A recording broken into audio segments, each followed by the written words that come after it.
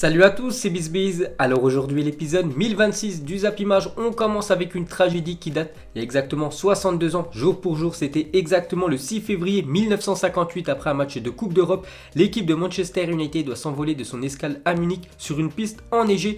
Après 3 tentatives de décollage, l'avion s'écrase en bout de piste. 23 des 44 passagers périssent dans ce crash, dont 8 joueurs. Donc voilà ce qui s'est passé il y a exactement 62 ans. Donc une énorme tragédie pour cette équipe de Manchester United. Donc le club n'oubliera jamais cette date du 6 février 1958. Ensuite on revient en France car hier c'était la 23e journée de Ligue 1. On commence avec le choc entre l'équipe de l'AS Saint-Etienne et l'équipe de Marseille. Et c'est l'OM qui est venu s'imposer 2-0 du côté de l'AS Saint-Etienne. Payet et Radojnik ont été buteurs. Donc l'OM fait la très bonne opération de cette 23e journée de Ligue 1. Et surtout Marseille se rapproche de plus en plus pour cette qualification pour la future LDC.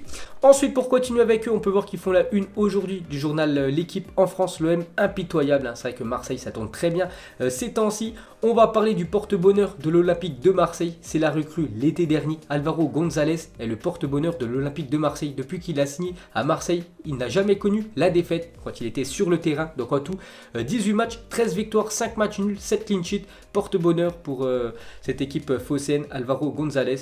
Bon, quand ils ont perdu à Marseille, il n'était pas sur le terrain. Ensuite, pour continuer avec l'Olympique de Marseille, donc vraiment pour vous montrer qu'ils sont en ultra forme actuellement. Donc l'OM n'a perdu aucun de ses 15 derniers matchs. Et surtout, les Marseillais n'ont pas encaissé le moindre but en Ligue 1 en 2020. Donc sur les 5 grands championnats, il y a juste une équipe qui n'a toujours pas pris de but sur cette année 2020. C'est l'Olympique de Marseille. Et pour finir les gars avec cette 23e journée de Ligue 1, un petit coup d'œil à tous les autres résultats. Donc avant-hier on a vu la victoire du Paris Saint-Germain 2-1 du côté de Nantes. La victoire aussi de Monaco 1-0 contre Angers.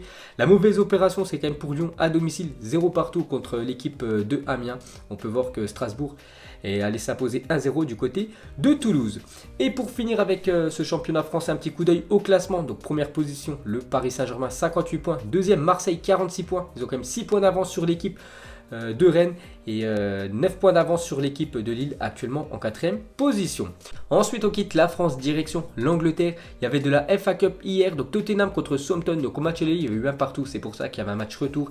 Et cette fois-ci c'est Tottenham qui s'est imposé 3-2. Pourtant l'équipe des Spurs était menée 2-1. Mais Lucas Hesson en fin de match ont permis à Tottenham de se qualifier pour les 8e de finale. Et pour finir sur cette rencontre, donc Lucas a marqué le but égalisateur pour Tottenham. Regardez la célébration de Aurier sur Lucas. Donc il lui a pris sa main, il lui a mis sur son visage. Il a même étranglé pendant cette célébration. Donc célébration plutôt bizarre de l'Ivoirien. Ensuite, regardez les autres résultats des matchs retour de la FA Cup. Donc Liverpool contre Shrewsbury. Donc 1-0. N'oubliez pas qu'au match aller, il y avait eu 2 partout. Donc cette fois-ci, on file d'un Liverpool avec les jeunes parce que c'était les U23 qui ont joué. Donc ils se sont imposés 1-0. On peut voir sinon toutes les autres équipes qualifiées pour ces 8e de finale de la Coupe d'Angleterre. Ensuite, on revient sur Liverpool. Donc Jürgen Klopp a donné des jours de vacances à ses joueurs et ce sont donc les moins de 23 ans de Liverpool qui ont affronté Shrewsbury en FA Cup hier soir. Donc victoire 1-0 des Reds. James Milner a lui décidé de reporter ses vacances pour s'entraîner lundi avec ses jeunes joueurs, leur parler dans le vestiaire avant le match et les encourager dans les tribunes d'Anfield. Donc il n'y avait que lui, enfin de l'équipe première qui était présent dans le stade, vraiment pour soutenir les jeunes de Liverpool. Ensuite, pour continuer avec cette fabuleuse équipe de Liverpool, cette fois-ci l'équipe première, regardez quand même les derniers matchs de Liverpool en Première Ligue. Regardez cette série impressionnante. Donc en sang vert, c'est une victoire pour l'équipe de Liverpool. En rouge, c'est une défaite, donc il n'y a pas de défaite sur ce tableau. Et en jaune, juste contre l'équipe de Manchester United, le match nul 1 partout. C'est le seul accro cette saison. Mais regardez quand même cette série impressionnante de Liverpool dans le meilleur championnat du monde. C'est quand même incroyable. Et pour finir avec les équipes anglaises, donc nous sommes le 6 février et Arsenal ne peut déjà plus mathématiquement être champion d'Angleterre. N'oubliez pas qu'ils ont 45 points de retard sur l'équipe de Liverpool. Et même si Liverpool et toutes les équipes devant Arsenal perdent tout, et Arsenal gagne tout jusqu'à la fin de la saison, ils ne seront pas sacrés champions d'Angleterre cette année, les Gunners. Et pour finir avec Arsenal et Liverpool, donc Liverpool aurait le même nombre de points qu'Arsenal s'il n'avait pas joué de match de Première Ligue depuis le 2 novembre 2019. Actuellement on est quand même le 6 février 2020, donc vraiment pour vous montrer l'écart cette année entre les Reds de Liverpool et les Gunners d'Arsenal. Ensuite on quitte l'Angleterre, direction l'Allemagne. Il y avait un match de 8e de finale de Coupe d'Allemagne hier, le Bayern contre Hoffenheim, et match très serré, mais c'est le Bayern à la fin du compte qui s'est imposé 4-3 et qui se qualifie pour les quarts de finale de la Coupe d'Allemagne. Ensuite, direction l'Espagne. Hier, il y avait de la Copa del Rey. La petite équipe de Mirandes, c'est le petit pousset qui joue contre Villarreal, une équipe de première division espagnole. Et c'est Mirandes qui s'est imposé quand même 4-2 contre cette équipe de Villarreal. Donc Mirandes se qualifie pour les demi-finales de la Copa del Rey.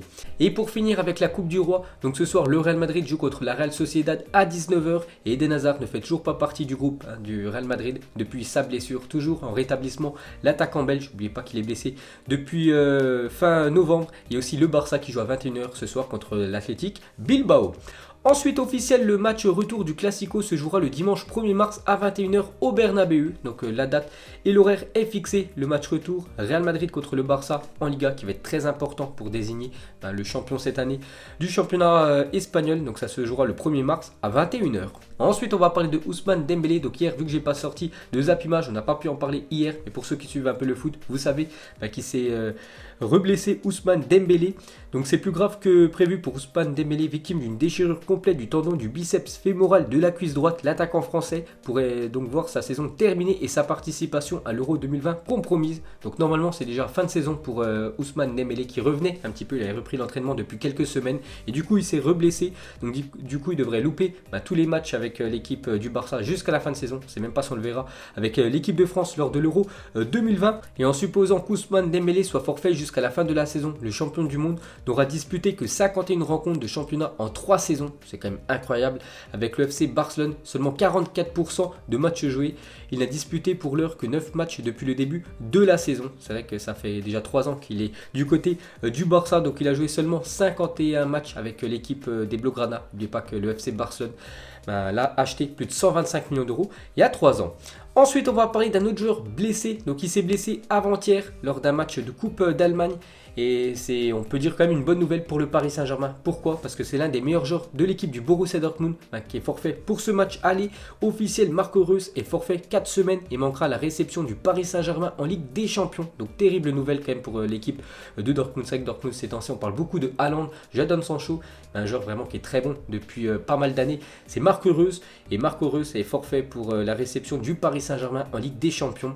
Donc victime d'une blessure musculaire, Reus sera absent un mois et manquera le match aller en Ligue des Champions face au PSG. Il pourrait même manquer le match retour. Donc terrible nouvelle pour l'équipe du Borussia Dortmund et peut-être quand même une bonne nouvelle pour le Paris Saint-Germain. Ensuite, pour continuer avec le Borussia Dortmund, on revient sur Haaland est beaucoup trop chaud. Donc avant-hier, match de Coupe d'Allemagne contre le Werder de Brême. Malgré la défaite du Borussia Dortmund 3-2, Haaland a encore marqué un but et c'est quand même son 8e but en 4 matchs depuis qu'il a signé du côté de l'Allemagne. Et pour finir avec la jeune pépite norvégienne, donc c'est Ole Gunnar Solskjaer qui a lancé Erling Haaland à l'âge de 16 ans en 2017 avec le Molde FC. Donc il a passé 2 saisons avec cette équipe en Norvège. Donc en tout il a fait 50 matchs, 20 buts et 6 passes décisives. On peut voir l'entraîneur actuel de Manchester United, Ole Gunnar Solskjaer, il y a quelques années avec Haaland, la jeune pépite norvégienne, avant que Haaland perce dans le football et signe en Autriche du côté de Salzbourg et maintenant joue du côté du Borussia Dortmund. Donc c'est quand même l'entraîneur actuel de Manchester United qui l'a lancé et c'est pour ça qu'il y a quelques semaines Manchester United voulait recruter Haaland pendant ce mercato hivernal. Et pour finir avec Ole Gunnar Solskjaer, donc il y a exactement 21 ans aujourd'hui, donc il devenait le premier joueur de l'histoire de la Premier League entré en cours de match à inscrire un quadruplé. Donc il était rentré à la 72e minute de jeu, il avait marqué 4 buts, 80e, 88e, 90e et un but dans le temps additionnel. Donc c'est le premier joueur de l'histoire à avoir réalisé cet exploit. Et pour finir avec cette équipe de Manchester United, on va parler de la nouvelle recrue Ighalo sous ses nouvelles couleurs. Donc il portera le numéro 25 pour le Nigérian qui a signé il y a quelques jours avec cette équipe anglaise. Ensuite, officiel, Fly Emirates devient le nouveau sponsor maillot de l'Olympique Lyonnais à compter de la saison prochaine. Donc Lyon et Hyundai, c'est fini. Hyundai, c'était le sponsor numéro 1 de Lyon, en plein milieu du maillot pour cette saison. Et les saisons précédentes, donc c'est fini avec Hyundai. Maintenant, ça sera Fly Emirates, en plein milieu du maillot de l'OL. Donc c'est un contrat jusqu'en juin 2025. Et bien sûr, ce contrat rapporte beaucoup plus d'argent que Hyundai pour l'équipe de Jean-Michel Aulas. Ensuite, une déclaration de Cristiano Ronaldo. À 15 ans, j'ai dit à mes coéquipiers que je deviendrais le meilleur joueur du monde. Ils ont rigolé, donc ils ont eu tort. Les anciens copains de Cristiano Ronaldo, quand CR7 avait dit qu'il allait devenir l'un des meilleurs joueurs de l'histoire du football. Donc on continue avec CR7 est l'unique joueur de l'histoire à avoir marqué pour 9 matchs consécutifs dans 3 compétitions différentes. Donc en Ligue des Champions, il a quand même réussi l'exploit à marquer lors de 9 matchs consécutifs. La même chose en Liga avec l'équipe du Real Madrid et actuellement avec son équipe de la Juventus en Serie A. Ensuite, pour continuer avec Cristiano Ronaldo, donc hier il a fêté ses 35 ans, Cristiano Ronaldo. On n'en a pas parlé hier, vu que j'ai pas fait d'épisode. Il y a aussi Neymar qui a fêté ses 28 ans hier, le 5 février. Donc Cristiano Ronaldo a reçu un magnifique cadeau de sa copine Georgina Rodriguez. Donc pendant ce temps-là, Georgina Rodriguez a fait une surprise à Cristiano Ronaldo en lui offrant une voiture pour son anniversaire. Donc regardez la magnifique voiture offerte par Georgina Rodriguez à Cristiano Ronaldo.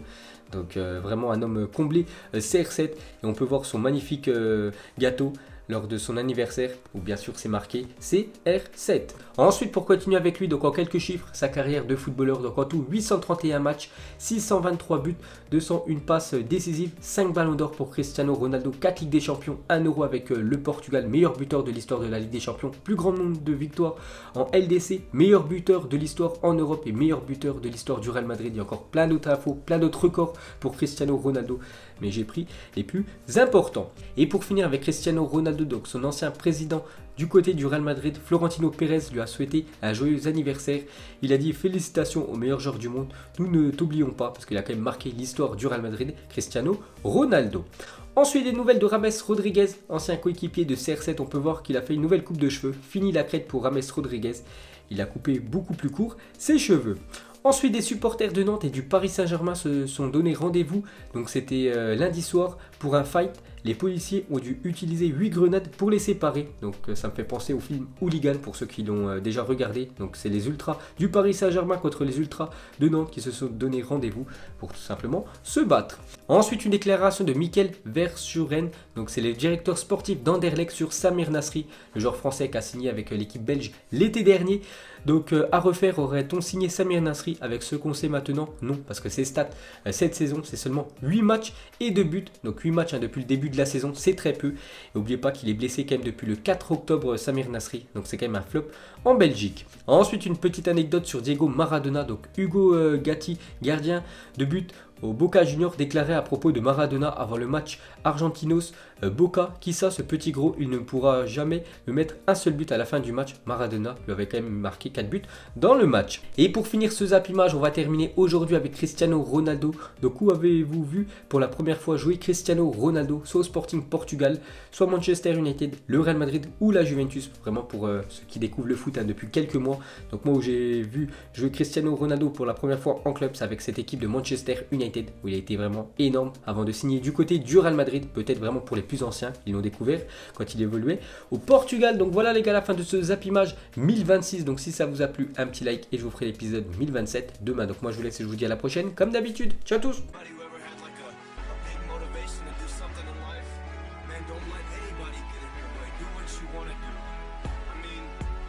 People laugh when I said I was gonna be a rapper. Look at me now, JD, get 'em.